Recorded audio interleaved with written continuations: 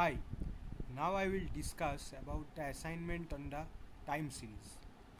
So, for the time series case study, the background is Global Mart.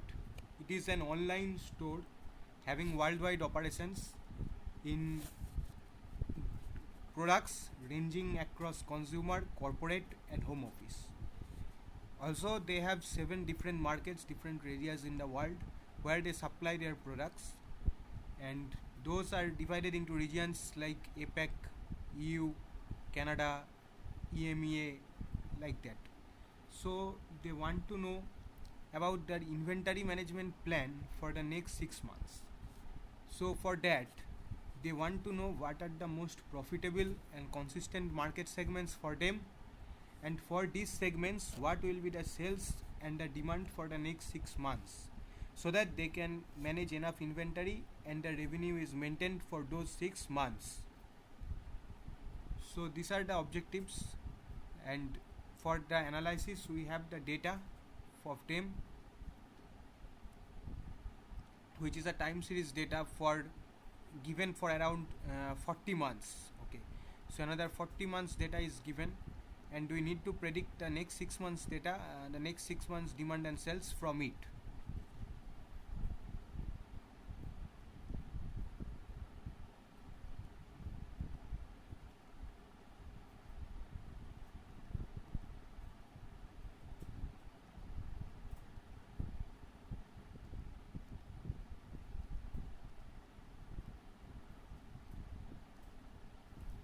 So the data which we received is in Excel, and it has 24 attributes. The most important of them were order date, segment, market, sales, quantity, and profit. So on this, we need to do the time series. First, we look for all missing values, NA values, and we clean them.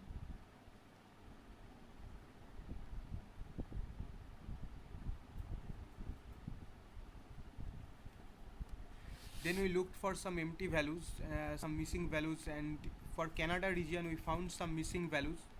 So actually we ignored them because there was no way to replace those values as they were important, so we ignored those. And for others there were correct values, some NA values were found, and we proceeded. Next thing was to create the market segments.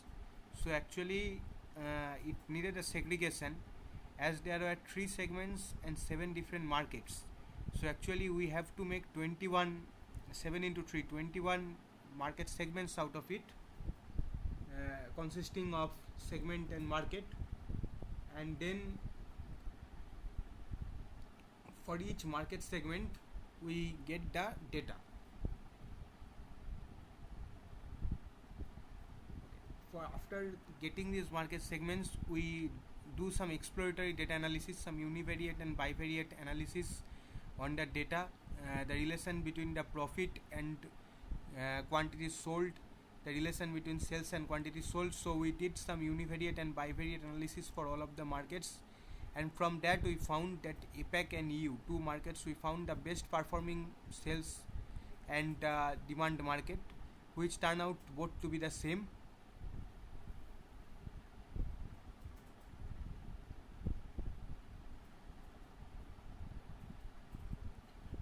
So from this EDA we found 2 best markets for our which are we are interested in. So as per the problem, the 2 best markets we found out, and we decided to do time series analysis on those 2 markets, as the company wants to prefer those 2 markets for their analysis.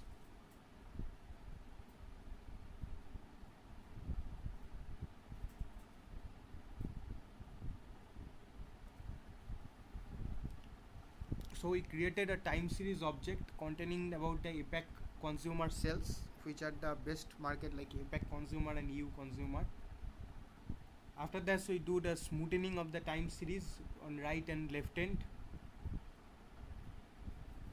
and we plot the smoothened time series, wherein x-axis is the month and y-axis is the sales.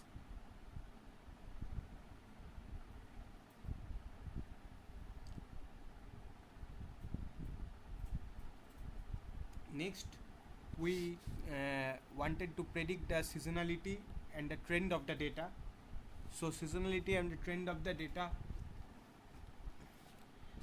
we found out the seasonality we modeled as a multiplicative model with sine function and cos function, and from that we found the seasonality and global trend of the data.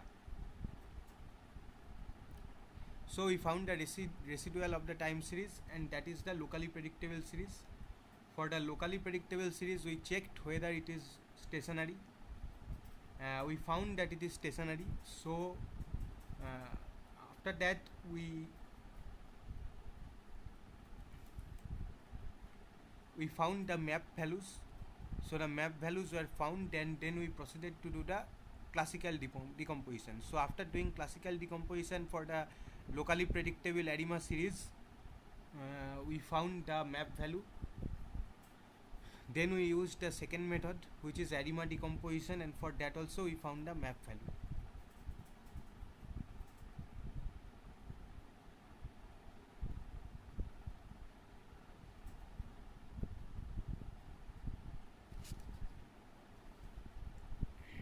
So actually here we need to tell about the smoothing. Smoothing is done to remove the irregularities from the end of the data time series data,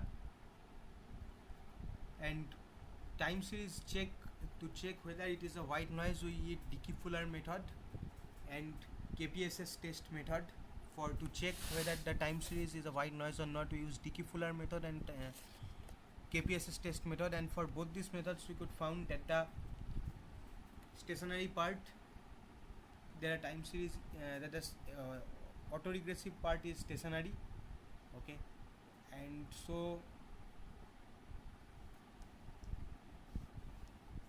so we plotted the autoregressive part using classical decomposition method as well as auto-ARIMA decomposition method. So for both the plottings, what we found out is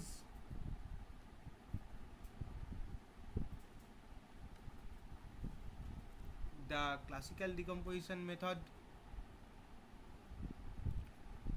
predicts, the classical decomposition method has a less value of MAP than the ARIMA decomposition method, but the classical decomposition method's prediction is much better than the ARIMA decomposition prediction method. This is because MAP always prefers those models which actually underestimates, and the auto-ARIMA model clearly underestimates more for both the cells as well as the demand for both the regions.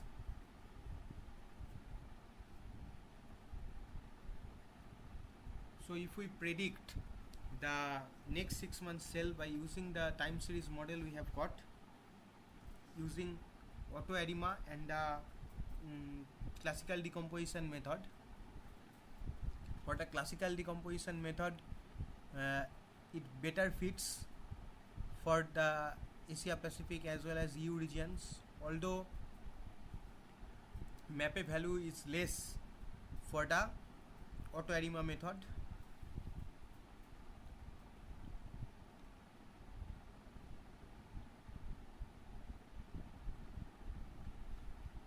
So that is the disadvantage of using MAPE. So better we use R squared techniques like R squared and all to find that variations. Also we calculated the COV. The COV is lowest for the Asia Pacific and the EU regions and the EU consumer regions, which proves that those markets, the ratio of the standard deviation and the mean is the lowest between for those markets, and those markets tend to be steady over a longer period of time. So the demand for those markets will be steady for the next 6 months.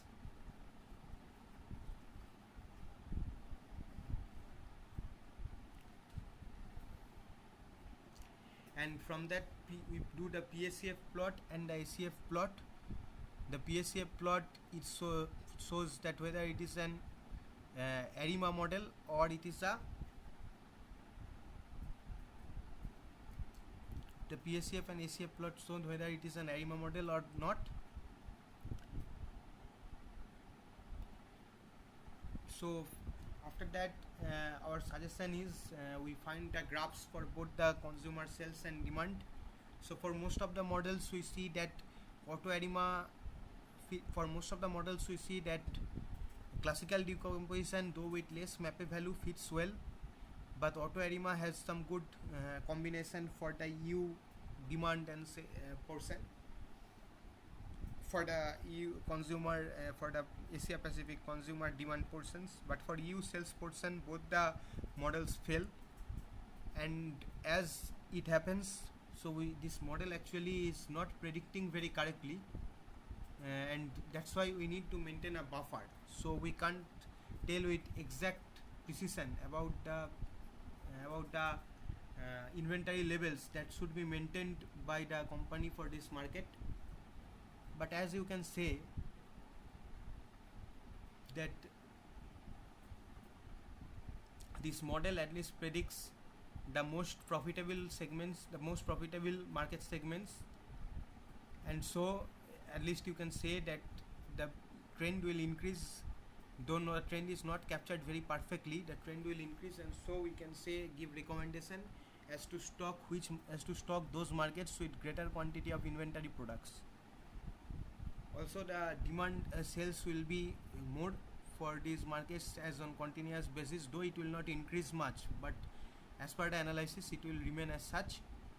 And so again those markets are the most profitable markets for this company. Thanks.